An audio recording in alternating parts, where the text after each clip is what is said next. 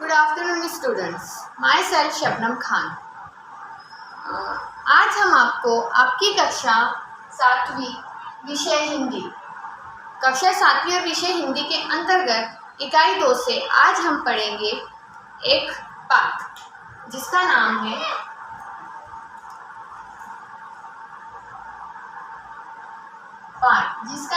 है शब्द संपदा। ठीक है, जिसके लेखक है कौन क्या है? डॉक्टर सूर्यनारायण रणसुभे। ठीक है, तो डॉक्टर सूर्यनारायण रणसुभे इन्होंने शब्द संपदा के बारे में लिखा है।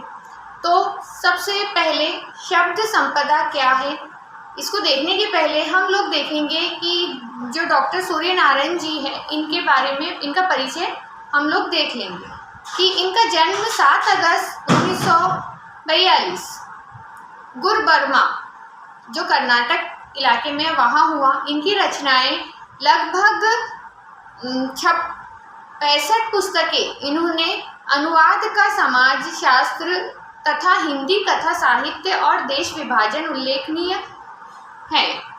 इनका परिचय अगर देंगे तो डॉक्टर रणसुभे जी मराठी भाषी हिंदी लेखक, मतलब इनकी भाषा मराठी है लेकिन ये लेखक हिंदी के हैं। प्राध्यापक हैं, अनुवादक हैं, समीक्षक के रूप में भी लोग इन्हें जानते हैं।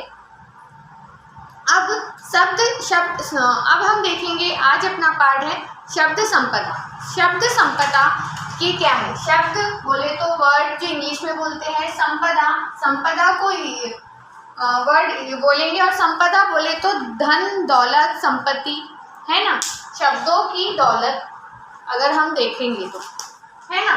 यहाँ पर क्या होगा? शब्दों की संपत्ति है ना। संपदा मतलब संपत्ति दौलत। ठीक है, अब इस पाठ को जो प्रस्तुत जो ये निबंध है, ये एक निबंध है। प्रस्तुत निबंध शब्द संपदा पे लिखा गया है। इस निबंध के अंतर्गत जो लेखक है, लेखक को इस निबंध को लिखने का माध्यम सिर्फ इतना है कि ये लेखक शब्दों की जो शक्ति है, जो उसकी जो महत्व, शब्दों का जो महत्व है, उसकी जो शक्ति है, उसे दिखाते हुए इनकी संपदा को बढ़ाने के लिए जागरूक किया है लेखक ने इस निबंध के दौरान। ठीक है, तो आइए हम इस निबंध की शुरुआत करते हैं। आदिम अवस्था में आधुनिक मनुष्य तक की विकास यात्रा का रहस्य किसमें है? क्या इसका तुम्हें पता है? आदिम अवस्था जो है,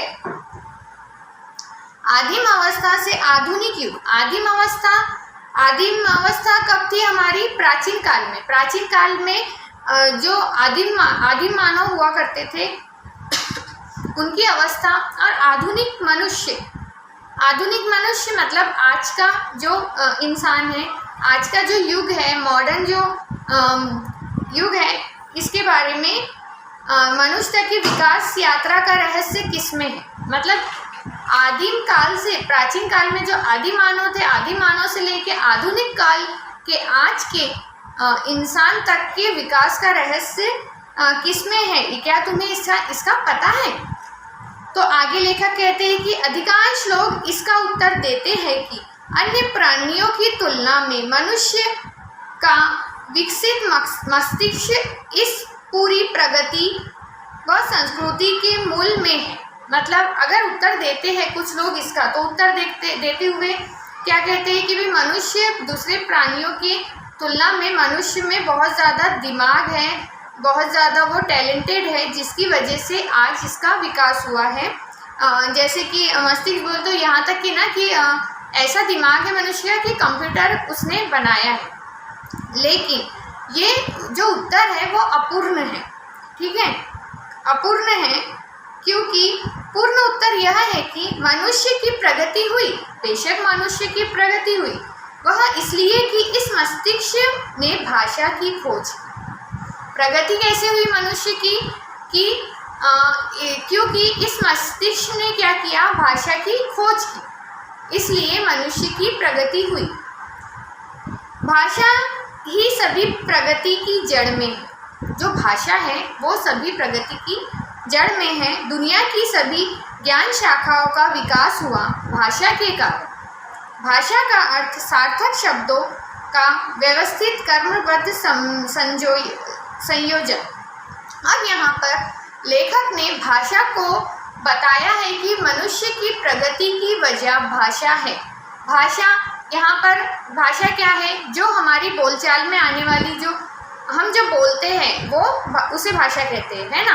तो भाषा की ही खोज मनुष्य ने की तो उसकी प्रगति हुई, लेकिन भाषा ही जो मूल जड़ है जिसकी वजह से आज हम इतने विकसित और प्रगतिशील बन पाए हैं। और यहाँ पर भाषा की जो है, भाषा के कारण क्या कहते हैं कि दुनिया की जो लेखक का कहना है कि ज्ञान शाखा है वो भाषा का विकास, ज्ञान शाखाओं का विकास हुआ किसकी वजह से, भाषा के कारण। भाषा का अर्थ यहाँ पर लेखक ने कहा है कि सार्थक शब्दों का व्यवस्थित क्रमबद्ध संयोजन। सार्थक शब्द बोले तो उपयोगी, यहाँ पर शब्दार्थ भी हम बताते चलेंगे। यहाँ पर सार्थक, उपयोगी, है ना। अब सार्थक शब्दों का व्यवस्थित क्रमबद्ध संयोजन। संयोजन यहाँ पर क्या आएगा, मिलाप, है ना। तो भाषा क्या है, एक उपयोगी शब्दों का व्यवस्थित क्रमबद्ध का संयोजन, मतलब उनका मिलाप है। जैसे कि भाषा का अगर सीधा सरल अगर हम अर्थ लेंगे तो भाषा उसे कहते हैं जो हमारे बोलचाल में उपयोग में आने वाली भाषा को भाषा कहेंगे। लेकिन भाषा वही है जो उपयोग में तो आ रही है, लेकिन उसका जो आदान प्रदान जो हो रहा है वो मनुष्य भाषा के ही माध्यम से इंसान के भावों का, विचारों का आदान प्रदान होता है ना। और जो उपयोगी शब्द है उसे इस्तेमाल करके इंसान अपनी जज्बातों को जाहिर करता है, उसे ही भाषा कहते हैं। ठीक है, ये भाषा है। लेखक आगे बताते हुए कहते हैं कि शब्दों का यह संसार बड़ा विचित्र है। शब्दों की ताकत की और हमारा ध्यान कभी नहीं जाता। लेखक क्या कहते हैं कि जो शब्दों का जो संसार है वो बहुत ज़्यादा विचित्र है, बहुत ही अजीब, विचित्र बोले तो यहाँ पर विचित्र है, अनोखा, सही अगर शब्द लेंगे तो अनोखा। फिर यहाँ पर शब्दों की ताकत की और हमारा ध्यान कभी गया ही नहीं। मतलब हम ऐसे हैं कि हमने जो शब्द की जो ताकत है उसकी तरफ हमने कभी ध्यान दिया ही नहीं। शब्द ही मनुष्य को ज्ञान से जोड़ते हैं, शब्द ही मनुष्य को मनुष्य से जोड़ते हैं और शब्द ही मनुष्य को मनुष्य से तोड़ते हैं। बिल्कुल, यहाँ लेखक क्या कहते हैं कि भाई शब्द की ताकत ऐसी है कि शब्द जो है वो मनुष्य को मनुष्य से जोड़ते हैं। एक इंसान को दूसरे इंसान से जोड़ने वाले जो है वो क्या है, शब्द है। हमारे मुख से जो उच्चारण होता है शब्दों का, जो शब्दों को का मेल, उपयोगी शब्द का जो मिलाप करके हम कोई वाक्य बनाते हैं, कोई शब्द बनाते हैं, है ना। जो शब्द जो निकलता है हमारे मुंह से वो इंसान को हमें किसी से जोड़ता भी है और हमें उन्हीं शब्दों का गलत शब्द इस्तेमाल करके किसी से तोड़ता भी है। ये शब्द की ताकत है, जोड़ना और तोड़ना। विज्ञान की दृष्टि से तो अक्षर ध्वनि के चिन्ह है, निर्जीव है।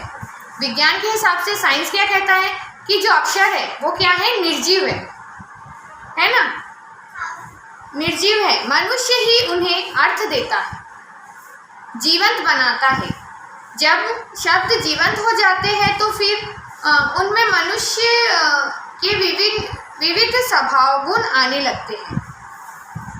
मनुष्य स्वभाव में जितना विभिन्न नमूने हैं उतने ही शब्दों के स्वभाव में के नमूने हैं। यहाँ पर लेखक शब्द और मनुष्य के स्वभाव की तुलना करते हुए क्या बताते हैं कि जो मनुष्य है, शब्द निर्जीव है, लेकिन मनुष्य है जो इंसान है वही शब्दों में जान डालता है और उसे जीवित करता है। और शब्द जो इंसान के जो कैसे उनकी तुलना करते हुए क्या कहते हैं कि मनुष्य का जो स्वभाव है, जो गुण है, वो कैसे है, वो उसके बहुत ज़्यादा नमूने हैं, है ना, अलग अलग नमूने हैं देखने को मिलेंगे। और उसी तरह शब्दों के, अक्षरों के भी अलग अलग नमूने देखने को मिलेंगे, है ना। हर इंसान का स्वभाव गुण अलग अलग होते हैं और शब्दों के भी अलग अलग रूप हैं। फिर यहाँ जैसे लेखक आगे बताते हैं कि जैसे कुछ लोग औरों को हंसाने का काम करते हैं, वैसे ही कुछ शब्द भी लोगों को हंसाने का काम करते हैं। यहाँ पर शब्दों की और इंसान की तुलना करते हुए लेखक कहते हैं कि भाई कुछ शब्द क्या होते हैं, लोगों को हंसाने का काम करते हैं, और कुछ इंसान भी लोगों को हंसाने का काम करते हैं। जैसे कुछ मनुष्य औरों को हमेशा तकलीफ देते हैं, है ना, वैसे कुछ शब्द के उच्चारण मात्र से सामने वाला व्यक्ति व्यथित हो जाता है। यहाँ पर व्यथित का अर्थ है, दुखित, है ना, दुखित। तो क्या कहते हैं कि कुछ शब्द क्या है, आप शब्दों की शक्ति में क्या है कि कुछ इंसान के बुरे जो उच्चारण होते हैं शब्दों के, जो निकलते हैं उसके मुख से, उससे तकलीफ होती है दूसरों को, और वैसे ही गलत शब्दों से भी सामने वाले को तकलीफ हो जाती है। कई बार तो ऐसे शब्दों को सुनकर वह रोने भी लगता है। कुछ लोग बड़े प्रिय होते हैं, वैसे ही कुछ शब्द भी बहुत प्रिय होते हैं। उन्हें बार बार सुनने की, गुनगुनाने की इच्छा होती है। उन्हें एक और कुछ शब्द धोखा देने वाले होते हैं, कुछ निरर्थक होते हैं, तो दूसरी ओर कुछ शब्द बहुत सज्जन, सात्विक, सभ्य और सुसंस्कृत होते हैं। यहाँ लेखक क्या कहते हैं कि कुछ शब्द ऐसे होता है ना, कुछ इंसान ना लोगों को रुलाने का काम करते हैं। अब रुलाने का काम क्या करते हैं कि वो कोई इंसान सामने आ गया और देख के रोना आ गया, ऐसा नहीं। क्या होता है, जो उसका जो एक इंसान किसी दूसरे इंसान को जब कुछ ऐसी बात बोल देता है जिससे सामने वाले इंसान को तकलीफ हो, उसका दिल दुखे, तो उसे रोना आ जाता है। अब वो बात दूसरा इंसान सुनता है, क्या सुनता है कि वो बात सुन के उसके मुख से जो उच्चारण निकलता है शब्दों का, वो इतना बुरा लगता है कि उसे रोना आ जाता है। ऐसे ही वो कहते हैं कि जैसे कुछ लोग बहुत प्रिय होते हैं, वैसे ही कुछ शब्द भी बहुत ज़्यादा प्रिय होते हैं। मतलब कुछ लोग ना बहुत ज़्यादा अच्छे लगते हैं हमें, और ऐसे ही कुछ शब्द भी हैं जो हमें बहुत ज़्यादा अच्छे लगते हैं। जैसे कैसे कि उन्हें बार बार, ऐसे शब्दों को बार बार सुनना, उन्हें गुनगुनाने की इच्छा होती है। एक और कुछ शब्द धोखा देने वाले होते हैं। यहाँ पर क्या कहते हैं कि लेखक कि जहाँ पर कुछ शब्द हमें बहुत ज़्यादा पसंद होते हैं, बहुत हमारे प्रिय होते हैं, उन्हें बार बार गुनगुनाने की इच्छा होती है, लेकिन कुछ शब्द उसी के साथ साथ ऐसे होते हैं जो धोखा देने वाले होते हैं। कुछ निरर्थक होते हैं। निरर्थक मतलब जिसका कोई अर्थ नहीं। यहाँ पर अगर निरर्थक का मीनिंग लिखिए अपन, बिना अर्थ का, बिना अर्थ, ठीक है। तो क्या है फिर, और दूसरी ओर कुछ शब्द बहुत सज्जन होते हैं। कैसे सज्जन बोले तो शरीफ,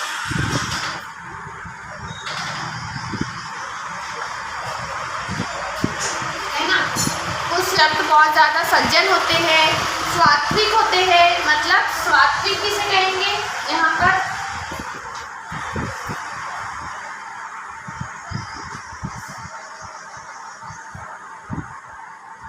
सात्विक मतलब जिसमें सात गुण संपन्न, सर्वगुण संपन्न जिसको बोलते हैं ना, है ना। तो कुछ शब्द ऐसे होते हैं। और मतलब यहाँ पर बताया कि जहाँ पर कुछ शब्द धोखा देने वाले होते हैं वहाँ कुछ शब्द बहुत ही ज़्यादा नर्म, सुनने में नर्म लगते हैं, बहुत ज़्यादा खूबसूरत लगते हैं, बहुत ज़्यादा वो सभ्य होते हैं, है ना, बहुत ज़्यादा वो सज्जन होते हैं। और कुछ शब्द ऐसे होते हैं जो सात्विक होते हैं, मतलब जो सर्वगुण संपन्न है, जिसमें कोई कुछ ऐसे शब्द होते हैं जिसमें कोई कमी ही नज़र नहीं आती, है ना। कुछ शब्द निष्क्रिय बना देते हैं। निष्क्रिय मतलब त्रुटिहीन, निष्क्रिय मतलब त्रुटिहीन, त्रुटिहीन मतलब कि बिना कुछ हम कुछ ही नहीं करते, ऐसे शब्द होते हैं कि कुछ करते ही नहीं। कैसे शब्द, जैसे कि उदाहरण देते हुए लेखक ने कहा है कि कुछ मत करो तो भाग्य में है, वह तो मिल ही जाएगा, नहीं है तो नहीं मिलेगा। अब देखिए ये जो उदाहरण दिया है कि भाई ये शब्द कैसे है कि कुछ मत करो, जो भाग्य में है वो मिल जाएगा और नहीं होगा तो नहीं मिलेगा, मतलब हम कोशिश ही ना करें। ऐसे शब्द हमें निरर्थक बनाते हैं कि हम कुछ ना करें। न्यूटन ने कहा है, इसी के उदाहरण को क्लियर करते हुए कहा है कि न्यूटन ने कहा है कि किसी भी काम की सफलता के लिए 90% परिश्रम की, 5% बुद्धि की और 5% सहयोग की ज़रूरत होती है। न्यूटन जो वैज्ञानिक है उन्होंने कहा है कि किसी भी काम को करने के लिए हमें 90% हमारा मेहनत चाहिए, परिश्रम चाहिए, और 5% हमें क्या चाहिए, उसमें बुद्धि, अपनी बुद्धि चाहिए, अपना दिमाग चाहिए, और 5% सहयोग होता है। सहयोग बोले तो यहाँ पर किस्मत, अपना योग जो है वो होता है, तो हमारा काम सफल होता है। लेकिन 90% क्या बोला उन्होंने, परिश्रम। तो हमें क्या करना है, कोशिश करना है ना। ये जो वाक्य है कि कुछ मत करो, जो होना है हो जाएगा, ये हमें क्या करता है, त्रुटिहीन बना देता है।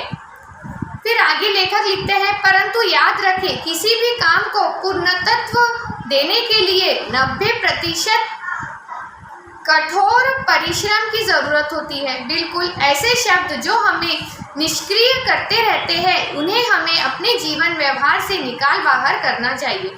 मतलब लेखक यहाँ पर सलाह भी देते हैं कि जो शब्द हमें त्रुटिहीन कर देते हैं, निष्क्रिय कर देते हैं, उन ऐसे शब्दों को हमें अपने जीवन से निकाल फेंकना चाहिए। आगे के पैराग्राफ में बताया है, कुछ भाषाओं के शब्द किसी भी अन्य भाषाओं से मित्रता कर लेते हैं। मतलब कुछ शब्द ऐसे होते हैं कि अपने दूसरी भाषाओं से मित्रता कर लेते हैं। अब मित्रता का मतलब कैसा है, देखो कि उनमें से एक बन जाते हैं। मतलब अंग्रेजी भाषा है, वहाँ पर जाके कोई दूसरी भाषा का शब्द मिलेगा और वो मिलके एक बन जाता है। जैसे आपके मित्रों में से कुछ ऐसे मित्र हैं जो सबसे घुल मिल सकते हैं, कुछ ऐसे होते हैं जो औरों से मित्रता नहीं कर पाते। शब्दों का भी ऐसा स्वभाव होता है। विशेषकर अंग्रेजी भाषा के शब्द किसी प्रदेश में गए, वहाँ की भाषाओं में घुल मिल गए। यहाँ पर लेखक क्या कहते हैं कि कुछ भाषाएं ऐसी होती हैं, उन भाषाओं के शब्द ऐसे होते हैं कि जो किसी से भी मिल जाते हैं और उसमें मिलकर एक हो जाते हैं। वैसे ही यहाँ पर उदाहरण के तौर पर लेखक ने कहा है कि जैसे कि आपके मित्र हैं, कुछ मित्र ऐसे होते हैं, कुछ इंसान ऐसे होते हैं जो बहुत जल्दी घुल मिल जाते हैं, और कुछ इंसान मित्रता नहीं करते, घुल मिल जाते, कुछ बात भी नहीं करते, है ना। तो ऐसा स्वभाव इंसानों का है, वैसा ही स्वभाव शब्दों का है। उसमें सबसे पहले उन्होंने कहा है कि जैसे अंग्रेजी के शब्द जो किसी भाषा में जाकर मिल जाते हैं, जैसे अंग्रेजी के शब्द किसी भाषा में जाकर मिल जाते हैं, यहाँ पर अंग्रेजी के शब्द यहाँ पर मिल जाते हैं। यहाँ पर अंग्रेजी के शब्द कौन से बताए उन्होंने, देखो पहले अपन पढ़ लेंगे। जैसे बस, रेल, कार, रेडियो, स्टेशन आदि। क्या बोला उन्होंने, बस, रेल, कार, रेडियो, है ना, स्टेशन। अब ये वर्ड मिल गए और मिलके वो मिल गए, दूसरी भाषाओं में मिल गए और मिल गए। हम लोग हिंदी बोलते हैं, लेकिन हमारे हमें हिंदी ये वर्ड ही हम हिंदी में यूज़ करते हैं, जबकि ये हिंदी नहीं इंग्लिश शब्द है। ठीक है। कहा जाता है कि तमिल भाषा के शब्द केवल अपनी परिवार द्रविड़ परिवार तक ही सीमित है। मतलब तमिल भाषा के शब्द ऐसे हैं जहाँ इंग्लिश के शब्द ऐसे हैं कि किसी भी भाषा में मिलके वो उन भाषा के वैसे बन जाते हैं, मिल जाते हैं, वैसे ही तमिल भाषा के शब्द कहीं नहीं मिलते। ये भाषा वैसी है जो दोस्त किसी से मिलजुल के नहीं रहते। वे किसी से घुलना मिलना नहीं चाहते। अलबत्ता हिंदी के शब्द मिलनसार है, परंतु सब नहीं। यहाँ पर हिंदी के शब्दों के बारे में बताया है कि भाई हिंदी के जो शब्द है वो बहुत ज़्यादा मिलनसार है, लेकिन उनमें से भी सभी शब्द मिलनसार नहीं है। कुछ शब्द तो अंत तक अपना स्वतंत्र अस्तित्व बनाए रखते हैं। मतलब कुछ शब्द ऐसे हैं हिंदी के जो आखिरी तक अपना स्वतंत्र अस्तित्व बनाए रखते हैं। मतलब वो उसके अलावा कोई दूसरा शब्द चलता ही नहीं, ऐसे उसका स्वतंत्र अस्तित्व है। अपने मूल रूप में ही वे अन्य स्थानों पर जाते हैं। कुछ शब्द अन्य भाषा के साथ इस प्रकार जुड़ जाते हैं कि उनका स्वतंत्र रूप खत्म सा हो जाता है ना। यहाँ पर क्या है कि यहाँ पर कुछ शब्दों के बारे में जब लेखक ने बताया कि अंग्रेजी भाषा, तमिल भाषा और हिंदी भाषा के शब्द जो है, तो यहाँ पर इस पैराग्राफ के अंतर्गत लेखक ने यह शब्दों के अलग अलग महत्ता जो है वो बताई है। फिर आगे के पैराग्राफ में लेखक बताते हैं, जैसे कि ऊपर बताया कि कुछ शब्द ऐसे होते हैं, हिंदी के कुछ शब्द ऐसे हैं जो मिलनसार है, मिल जाते हैं, लेकिन कुछ अपना अस्तित्व नहीं छोड़ते। ऐसे ही कुछ शब्द ऐसे होते हैं कि एक भाषा से जाकर जुड़ जाके एक नया शब्द बन जाता है। जैसे कि हिंदी में कुछ शब्द ऐसे भी पाए जाते हैं जो दो भिन्न भाषाओं के शब्दों से मेल से बने हैं। हिंदी में कुछ शब्द ऐसे हैं जो दो भाषा के मेल से बने हैं। कैसे? अब वे शब्द हिंदी में ही बने हैं। जैसे हिंदी संस्कृत से, हिंदी और संस्कृत, हिंदी प्लस संस्कृत से बना है शब्द, कौन सा बना है? वर्षगांठ। वर्षगांठ, ठीक है। ये एक शब्द। मांग पत्र, इसी के साथ साथ मांग पत्र, ये भी हिंदी और संस्कृत के मेल से बना है। फिर लेखक ने कहा है हिंदी और अरबी, हिंदी प्लस अरबी। अब हिंदी और अरबी के मेल से बने हुए शब्द कौन से हैं? जैसे थानेदार है ना, और क्या है? किताब घर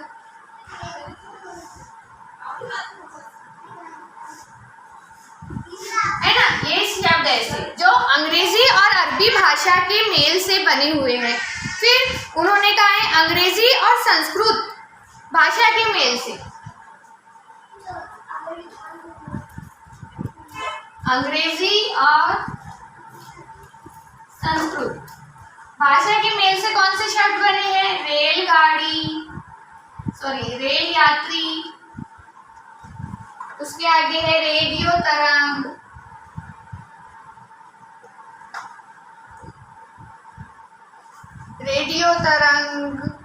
है ना। और अरबी और फारसी और अंग्रेजी भाषा से बने हैं, फारसी प्लस अंग्रेजी। अंग्रेजी भाषा से बनने वाले शब्द है बीमा पॉलिसी, एक शब्द बना हुआ है बीमा पॉलिसी, है ना। बीमा फारसी शब्द है, पॉलिसी अंग्रेजी शब्द है, और ये अंग्रेजी में है बस ये, और हिंदी में और संस्कृत के मेल से वर्षगांठ, ये सारे शब्द बने हैं। ठीक है। तो लेखक का कहना यही है कि कुछ शब्द ऐसे हैं जो दो भाषाओं से मिलकर भी एक शब्द बन जाता है। यहाँ पर इन शब्दों को बताया है। इन शब्दों में हिंदी का भी शब्द संसार समृद्ध हुआ है। मतलब इन शब्दों की वजह से क्या हुआ? हिंदी का जो शब्द संसार है वो समृद्ध हुआ है। कुछ शब्द अपनी माँ से कुछ शब्द अपनी माँ के इतने लाडले होते हैं कि वे मातृभाषा को छोड़कर औरों के साथ जाते ही नहीं। कुछ शब्द बड़े बिंदास होते हैं, कि वे किसी भी भाषा में जाकर अपने लिए जगह बना लेते हैं। यहाँ पर शब्दों की तुलना करते हुए बताए कि कुछ शब्द ऐसे होते हैं, कुछ शब्द ऐसे होते हैं। शब्दों के इस प्रकार बाहर जाने और अन्य अनेक भाषाओं के शब्दों में आने से हमारी भाषा समृद्ध हुई। बेशक हमारी भाषा समृद्ध हुई है। विशेषता वे शब्द जिनके लिए हमारे पास प्रतिशब्द नहीं होते, मतलब ऐसे कुछ शब्द हैं जिनके लिए हमारे पास प्रतिशब्द नहीं होते, उसमें दूसरी भाषाओं के शब्दों की वजह से हमारी भाषा जो है वो समृद्ध हुई है। ऐसे हजारों शब्द हैं जो अंग्रेजी, पुर्तगाली, अरबी, फारसी से आए हैं, उन्हें आने दीजिए। जैसे ब्रश, रेल जैसे कुछ शब्द हैं यहाँ पर, बस, rail, pencil, radio, car, scooter, station आदि। यहाँ पर ये जो शब्द है बस, ये ब्रश, रेल है ना, पेंसिल के साथ साथ रेडियो, कार और स्टेशन। तो लेखक का कहना है कि ये जो शब्द है, ये शब्द, इन शब्दों का हमारी हिंदी भाषा में प्रतिशब्द नहीं है, इसलिए ये अंग्रेजी भाषा के शब्द हमारी भाषा में आए हुए हैं, इन्हें आने दीजिए और अपनाइए। लेकिन परंतु जिन शब्दों के लिए हमारे पास सुंदर शब्द है, लेकिन जिन शब्दों के लिए हमारे पास अच्छे खासे प्यारे से सुंदर से शब्द है, उनके लिए अन्य भाषाओं के शब्द का उपयोग नहीं होना चाहिए। जैसे कि हमारे पास माँ के लिए, पिता के लिए सुंदर शब्द है, जैसे माई, अम्मा, बाबा, अक्का, अन्ना, दादा, बाबू आदि। अब इन्हें छोड़कर हम मम्मी डैडी कहना अपनी भाषा की सुंदरता शब्दों को अपमानित करना है। बिल्कुल, लेखक का कहना है कि हमारे पास सुंदर शब्द ये है, उसका सबसे बड़ा उदाहरण है माँ और पिता, जिनके लिए हमारे पास हिंदी में बहुत सारे शब्द हैं, लेकिन हम उसके बजाय मम्मी डैडी बोलने लगे तो ये हमारे सुंदर शब्दों के अपमान है। हमारे मुख से उच्चारित शब्द हमारे चरित्र, बुद्धिमत्ता, समझ और संस्कारों को दर्शाते हैं, इसलिए शब्दों के उच्चारण के पूर्व हमें सोचना चाहिए। बिल्कुल, हमारे जो शब्द है वो हमारी पहचान होती है कि हम किस बुद्धिमत्ता के इंसान हैं, किस संस्कार, हमारे अंदर क्या संस्कार है, हमारे अंदर कितनी समझदारी है। ये हमारा मुंह खुलते ही लोगों को समझ आ जाता है कि ये इंसान किस किस्म का है, किस तरह का है, किस तरह इसमें समझदारी है, कितना दिमाग है, इसके संस्कार कैसे है, ये हमारे उच्चारित किए हुए शब्दों से पता चलता है। इसलिए लेखक का कहना है कि हमें सोच समझकर बोलना चाहिए। कम से कम शब्दों में अर्थपूर्ण बोलना और लिखना एक कला है, मतलब शब्दों को अर्थपूर्ण लिखना और बोलना एक कला है। यह कला विविध पुस्तकों के वाचन से परिश्रम को साध्य हो सकती है, मतलब हम लोग वाचन कर, अब ये कला जो है ये हमारे अंदर, सभी के अंदर है, लेकिन ज़्यादा बढ़ाने के लिए क्या है कि हमें क्या करना चाहिए कि पुस्तकों का वाचन करना चाहिए। मात्र एक गलत शब्द के उच्चारण से वर्षों की दोस्ती में दरार पड़ सकती है। अब किस समय किसके सामने किस प्रकार के शब्द का प्रयोग करना चाहिए, इसे अनुभव, मार्गदर्शन, वाचन और संस्कारों द्वारा से ही सीखा जा सकता है। यहाँ पर लेखक कहते हैं कि सोच समझ के बोलना चाहिए, क्योंकि एक गलत शब्द से, एक गलत बात से हमारे रिश्तों में दरारें आ सकती है ना, किसी को हमारी बात बुरी लग सकती है, इसलिए हमें सोच समझ के बोलना चाहिए। जैसे कि आप बोल रहे हैं कि हमें किस तरह से, किसके सामने कैसे बोलना चाहिए, ये हमें ज्ञान होना चाहिए। इस ज्ञान को लाने के लिए हमें सबसे ज़्यादा अनुभव की ज़रूरत है, तो हमें अनुभव लेना चाहिए, मार्गदर्शन लीजिए, वाचन कीजिए, अपने संस्कारों पर ध्यान दीजिए। इससे हम सीख जाएंगे कि हमें किसके सामने कैसे बोलना है। जैसे कि हमारा कहना ये है कि हर इंसान जब मतलब सबसे ज़्यादा समझदार और बुद्धिमान वही इंसान कहलाता है कि उसके पास बोलने के लिए शब्द हैं, लेकिन वो उसको ये पता है कि कब, कैसे, किस जगह क्या बोलना चाहिए, ये जिसमें समझ है वो इंसान सबसे ज़्यादा समझदार है। फिर लेखक कहते हैं कि सुंदर, उपयुक्त और अर्थमय शब्दों से जो वाक्य परीक्षा में लिखे जाते हैं उसके कारण ही अच्छी श्रेणी प्राप्त होती है। जैसे लेखक कहते हैं कि अगर हम एग्जाम में अच्छे लिखेंगे, अच्छे अर्थपूर्ण वर्ड लिखेंगे, अच्छे तरीके से लिखेंगे तो हमें श्रेणी अच्छे से मिलेंगी, परसेंटेज अच्छे बनेंगे, है ना। अनाप शनाप शब्दों का प्रयोग हमेशा हानिकारक होता है। कुछ भी अनाप शनाप लिख देंगे तो हमें हानि उठानी पड़ेगी। प्रत्येक व्यक्ति के पास स्वयं की शब्द संपदा होती है। इस शब्द संपदा को बढ़ाने के लिए साहित्य के वाचन की जरूरत होती है। शब्द के विभिन्न अर्थों को जानने के लिए शब्दकोश की भी जरूरत होती है। यहाँ पर क्या बोल रहे हैं कि शब्द संपदा सभी के पास है। अब उसको बढ़ाने के लिए क्या करना चाहिए, हमें साहित्य का वाचन करना चाहिए।